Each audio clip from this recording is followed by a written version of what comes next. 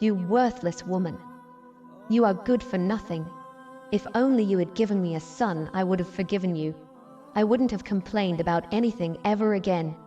But even that, you cannot do. My husband pushed me, and I fell to the ground outside the door.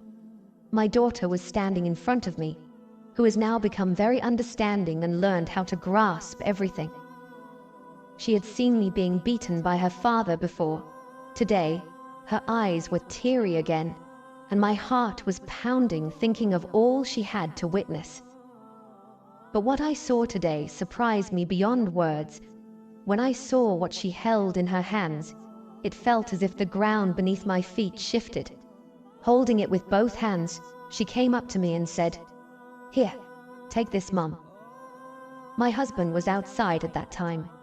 Whatever little thing that the girl had brought, watch the video till the end to find out. And friends, do like the video and subscribe to her channel if you are new, and click the bell icon. Let's get started. I might be the worst daughter in the world. That's probably why, without much thought, my parents married me off to a man who views women only as childbearing machines, someone who has no respect for women. Maybe because I was a bad daughter, I ended up in a household where I was not respected. I didn't want to be a bad mother. When Allah blessed me with a daughter for the second time, my elder daughter had already grown up a bit. I wanted to send her to school. Despite fights and arguments with my family, I managed to send her to school. My mother-in-law said, "What will she do after passing the 10th grade?" But my intention was never to just let her finish 10th grade. My daughter was excellent in her studies and performed well in school. But the pressure was getting to her brain, seeing her father abusing me verbally every day. My husband argued with me daily. After having 2 daughters, there was something wrong with me. I could not get pregnant again. Hence, my husband started calling me barren. One day I snapped back, saying, "If I am barren, then how did these 2 daughters come into being?" My husband replied, "A woman who only gives birth to daughters is considered barren. A woman is complete when she gives birth to a son, and since you can't, you are barren." He would delegate his tasks to his mother and then come to fight with me. My daughter's name was Rubaina. I lovingly called her Bina. She asked me, "Doesn't Dad love you?" I replied, "Dear, a man's love is different. He loves us. That's why he buys groceries for us. But he gets very angry, so don't say such things in front of him." When I initially enrolled my daughter in school, she topped her class right away. This led my mother-in-law to start taunting me, but my husband remained silent. His silence meant that the decision to educate our daughter was not wrong. My daughter continued to excel in every class. I never thought she could do something that would cause trouble at home, but I was shocked the day her principal and the police came to our house. Luckily, neither my husband nor my mother-in-law was home. I said to them, "Yes, why are you here?" If I didn't recognize the principal, I wouldn't have even opened the door. The principal said, "We need to talk about something urgent regarding your daughter."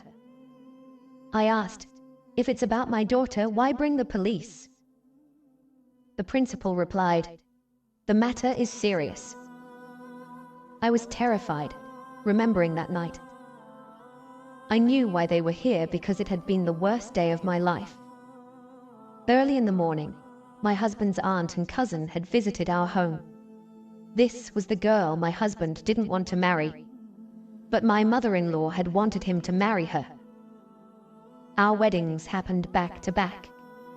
The girl was not prettier than me, and my husband had chosen me for my looks, rejecting his cousin. But now he regretted it, because that cousin had 4 sons. My mother-in-law often taunted my husband, saying, "If you had married Sadia, you could have been the father of these 4 boys. Look now, you don't have a single son. Not only a son, but it seems you don't even have the fortune of having children."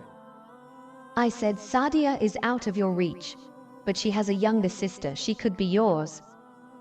My husband then told his mother, "Mother, fear Allah. She is 10 years younger than me."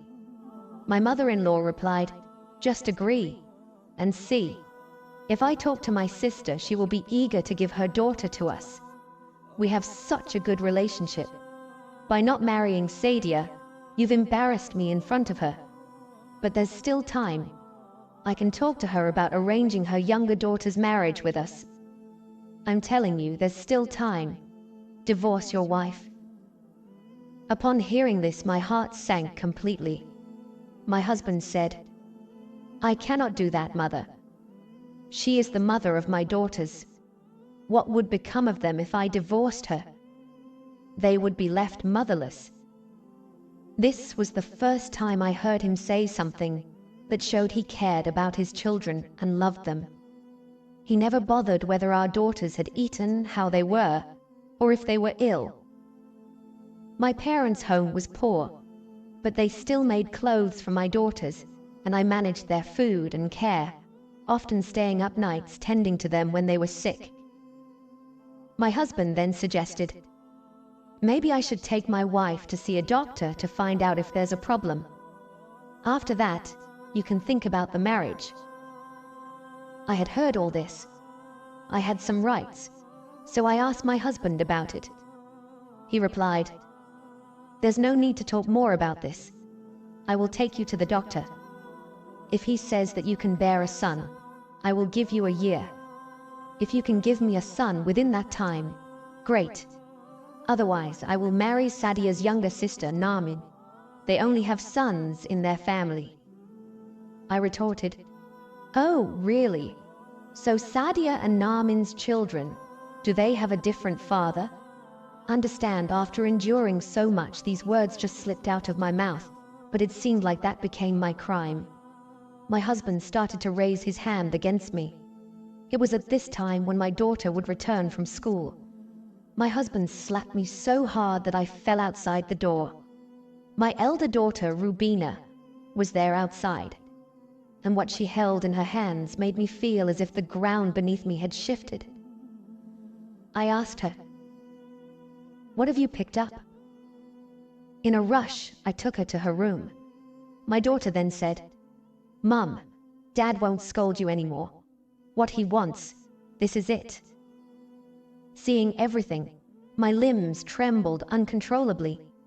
I didn't know what to do or not do. I still couldn't escape from my husband's oppression, abuse, taunts, and humiliation. And here my daughter had brought the apocalypse in her hands. Sweating profusely, I told her, "If your father asks where Mum is, say I've gone to Grandma's house." My mother's house was just behind my in-laws. It was situated such that if I crossed one house, I would reach my mother's. Today, that's exactly what I did. I went to my mother's house. She was quite surprised to see me.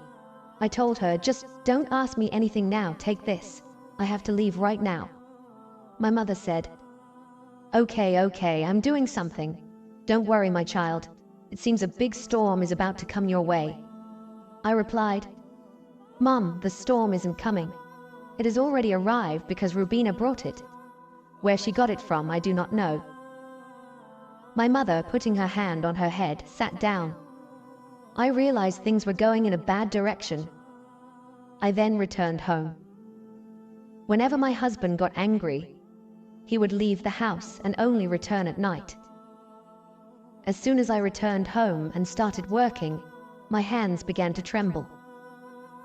I told Rubina to change her clothes and eat something. I looked towards the door and saw Nazma entering. She had to come now. Inside, I was dying of worry, and she could probably tell I was very troubled, although she was my friend. But she knew all the neighborhood gossip. There wasn't any news she didn't know about. She had spread the news throughout the neighborhood that my husband was very oppressive towards me. He had gone crazy, repeatedly raising his hand on me for a son. And because of this, my husband had been punished. And now, not only was I not having a son, but I wasn't having any more children at all. I was so quiet that I couldn't even ask her why she was spreading such things about me. Nazma came into the kitchen and asked, "Are you busy?" I replied, "Yes, a bit." Saying this, I resumed washing the dishes and pots. She said, "I have such news that will completely shock you. Isn't there a girls' school in our area? It's about to be shut down. And didn't you enroll your daughter there? She will lose a couple of years now." I reminded her, "You seem to forget that your daughter also studies there." Nazma replied, "What does it matter if she does well? She failed 2 subjects last time." I say, "Let the school close so her studies can stop too. That way I can get her married off." I asked, "Why? What happened at the school?" She said, "A big incident occurred at the school. Something happened in the bathroom. My daughter told me everything. Remember Mrs. Mary? She went to the bathroom one day and soon after screams were heard. She was screaming terribly. Then she ran to the principal's office saying something was lying in the bathroom, moving. Everyone was worried. What could it be that made Mrs. Mary scream like that? Mrs. Mary took everyone to the girls' washroom, but when they all entered, there was nothing there. Now some people are calling her crazy while others say that maybe there really was something there that escaped. I asked, "What was it? Do you know?" She replied, "That's why I'm telling you. I've gathered all the news before coming here. Make me some tea in the meantime." As I put the tea on the stove, I urged her, "Tell me, what was it?" She revealed, "It wasn't an animal or creature that scared the teacher. It was a human child. Seeing a child in such a situation in the bathroom would scare anyone. That's why she was screaming and ran to the principal's office. But by the time they returned, the child had vanished from the washroom." She kept saying all these things, and fear started to settle in my heart. I tried my best to calm myself down. I asked her, "What do you think this is? And why did it happen?" She replied, "Everyone knows this. This baby is the result of someone's misdeeds. What else could it be? This is a girls' school. Perhaps some girl indulged in immoral acts and gave birth to this child, abandoning it like this. They lack any sense of responsibility. But they are cunning and cruel enough to leave the baby there. But what I can't figure out is where the baby went. Who took it? What happened to it?" By now the news must have spread across the village. I grew deeply worried.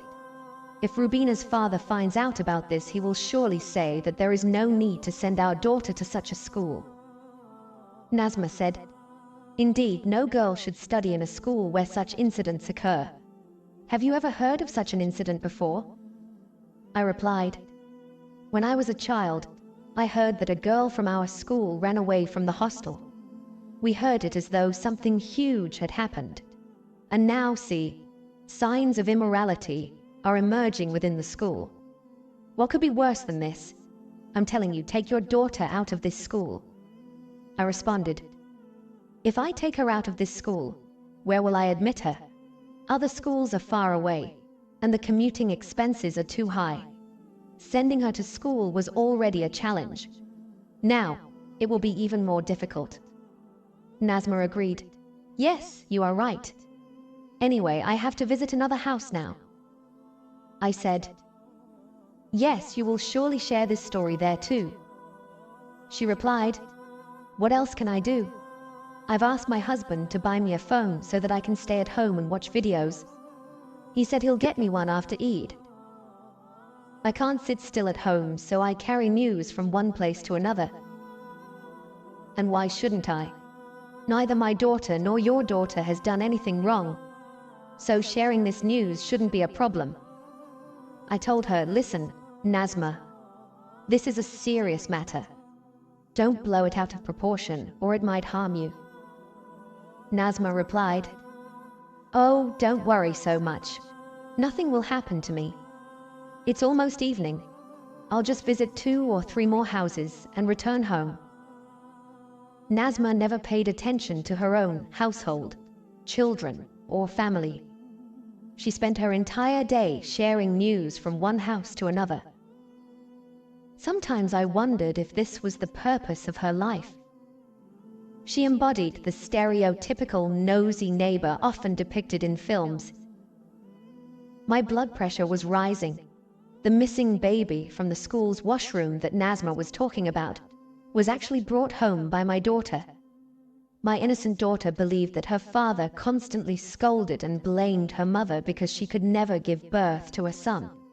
There were no brothers for the sisters, so she brought the baby boy home, thinking it would make her father stop being angry with her mother and restore harmony in the family. She thought her parents would become happy again like before. Her intention was pure, but she didn't realize the gravity of her actions. If anyone finds out that my daughter brought the baby from the school, they would assume that the baby was hers. I had left the baby at my mother's house. My sister-in-law had recently given birth, so their house had clothes, milk, and diapers for babies. My sister-in-law is a kind person, and she took care of the baby like her own. Now, I only prayed that this news wouldn't reach my in-laws and that no one would find out my daughter's involvement. Then I would decide what to do with the baby. If needed, I would secretly hand it over to the police, claiming we found it abandoned. When I went to my daughter's room, I noticed her behaving strangely. She seemed to be looking at her stomach and stood up straight upon seeing me. I asked her, "What were you doing?" She replied, "Nothing, Mom." I asked, "Do you know anything about this baby?" She said, "I don't know anything, Mum. I just saw it lying there and brought it home. I thought having the baby would make Dad treat you better." I scolded her harshly and even slapped her. I made her understand how serious her actions were. My daughter cried throughout the night, saying, "Mum, I only brought the baby for you, thinking Dad would treat you well." I scolded her again and said, "If anyone asks you about this, tell them you know nothing." I kept silently praying that no one had seen my daughter bringing the baby home. If someone had, the news would surely have spread by now. I was terrified of Nazma, as she had a habit of talking endlessly about everything. For a moment I thought of telling her the truth, asking her to keep it to herself.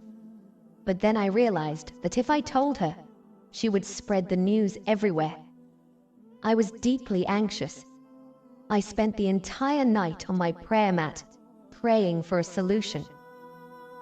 My husband, irritated, asked, "What extra prayers are you offering now? Are you praying to God for another child?" "The doctor isn't available today. Tomorrow morning I'll take you to the doctor and see what they say about your condition." I told him, "The doctor cannot decide my fate. Only Allah can.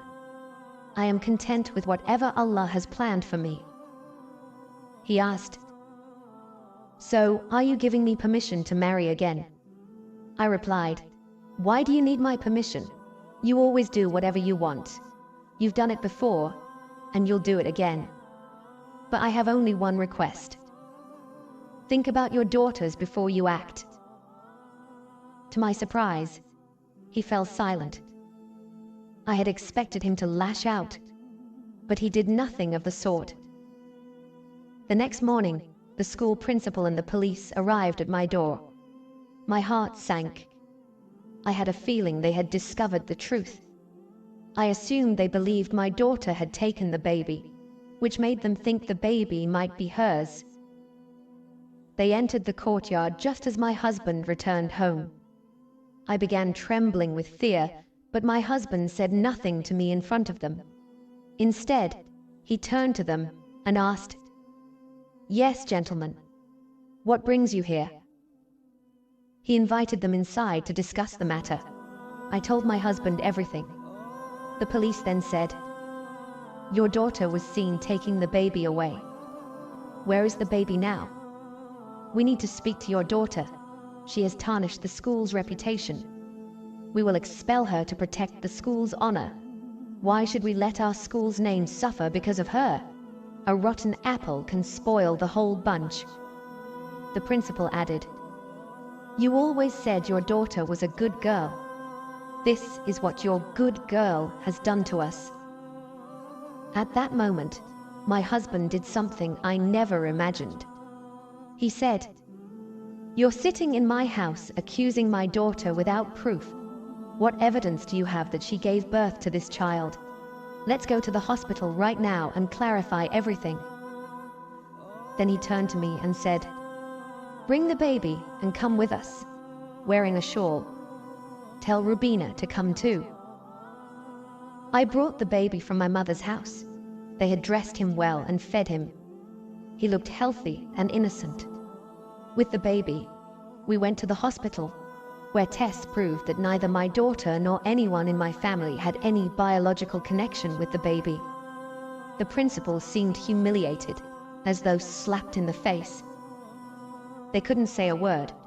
My husband declared, "If anyone speaks ill of my daughters, they will have to answer to me. We found the baby, and we will decide what to do with him. You may leave now." The police said, "Until we find the baby's real parents, you can keep him with you." My husband replied, "Understood.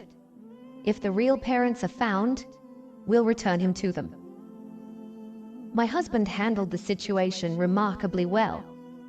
Even when my mother-in-law questioned him, he managed to convince her without revealing much. Night fell, and the baby was still in my arms. Rubina sat nearby when my husband entered the room.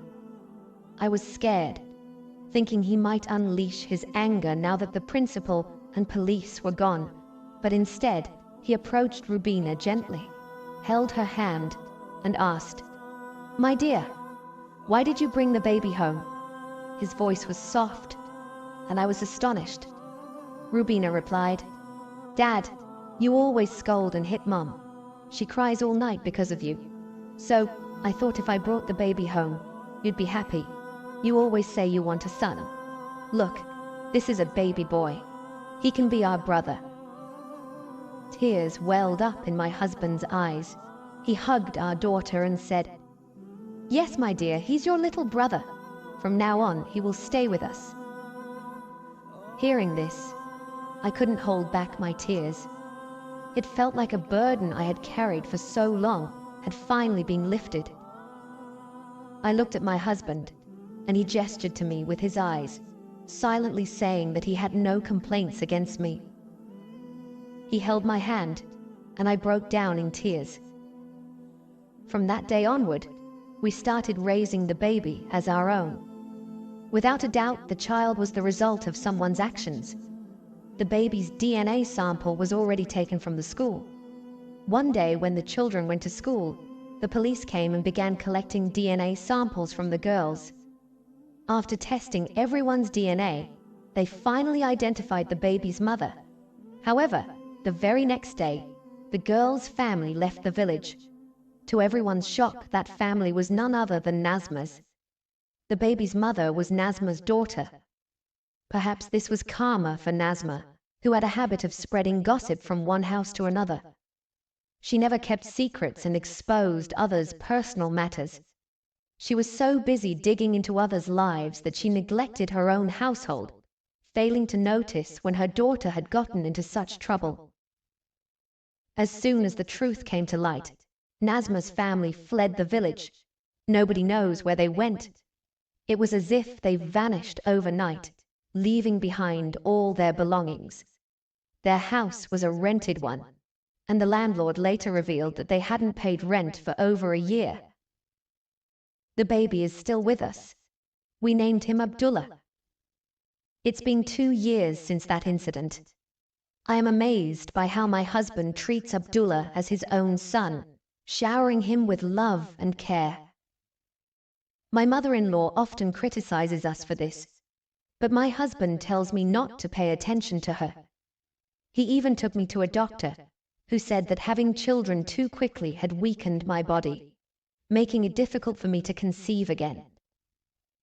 In these 2 years, we haven't had another child. And honestly, we haven't even tried. My husband insists, take care of yourself, focus on your health, and rest properly. We can think about the future later. Now that he has Abdullah, he seems genuinely happy. He also loves our daughters immensely, playing with them, laughing with them, and providing for them. He ensures they have everything they need. Since Abdullah's arrival, something miraculous has happened. My husband's income has increased significantly. Money seems to flow in effortlessly, and he is happier than ever. He adores Abdullah, who calls me Mama, and my husband, Baba. When Abdullah toddles toward me on his tiny feet, my heart fills with joy. My husband had always prayed for a son, and now he has one. It's true what they say. Sometimes we don't get what we want, but we receive something far better in its place. That's how we got Abdullah. My little daughter, Rubina, wanted to help me, and she truly did. Her actions, though unintentional, transformed our lives completely. Now, you tell me, did my husband and I do the right thing, or did we make a mistake? If you enjoyed our story, please subscribe to our channel